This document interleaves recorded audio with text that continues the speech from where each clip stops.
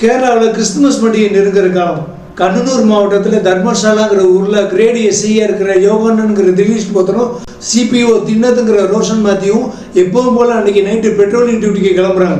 6 மாதம் ட்ரைனிங் முடிச்சுட்டு அப்போ தான் புதுசாக ஜாயின் பண்ண ரோஷன் மேத்யூ மனசளவில் கம்யூனிஸ்ட் சித்தாந்தங்களை வளர்த்துக்கிட்டு காவல்துறையோட நெளிவு சுழிவுகள் ஒன்றுமே தெரியாமல் கஷ்டப்பட்டுக்கிட்டு இருக்காரு. அவர் தன்னுடைய அம்மா, மனைவி, 4 வயசு குழந்தைகள் கூட வளர்த்துக்கிட்டு இருக்காரு. திலீஷ் போத்தருக்கு குழந்தைகள் இல்லை. அவர் மனைவிக்கு கணவர் மேலே எப்பவுமே சந்தேகம் அதிகம். அதனால யோகன் மனைவிக்கு பயந்து நடக்கிறவர் அப்படின்னு போலீஸ் ஸ்டேஷன்ல வேலை பார்க்குறவங்க, பக்கத்து வீட்டுக்காரங்க எல்லாருமே அவரை பத்தி ஒரு சீன் கிரியேட் பண்ணி வச்சிருக்காங்க. கம்யூனிஸ்ட் சித்தாந்தங்களோட வர்ற ரோஷன் மேத்யூவுக்கும் நேர்மையான திலீஷ் போத்தனுக்கு எப்பவுமே 7ஆம் பொருத்தம் தான் இவங்களுடைய பெட்ரோலிங் டியூட்டி ஸ்டார்ட் பண்ணதுல இருந்து.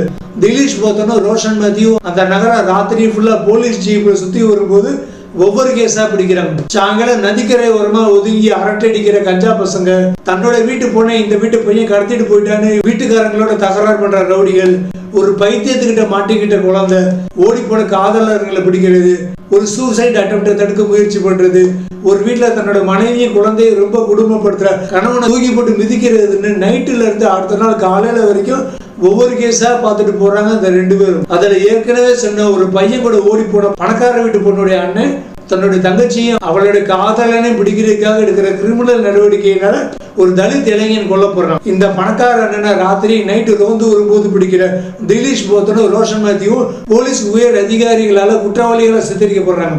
அதுக்கப்புறம் என்னாச்சுன்னு மேலிட வர்க்கத்துடைய அதிகார வர்க்கத்தினுடைய அடக்குமுறை, குள்ளநரித்தனம், துரோகம் எல்லாத்தையும் வழிகளோட சொல்ற யதார்த்தமான படம் தான் ரோந்து.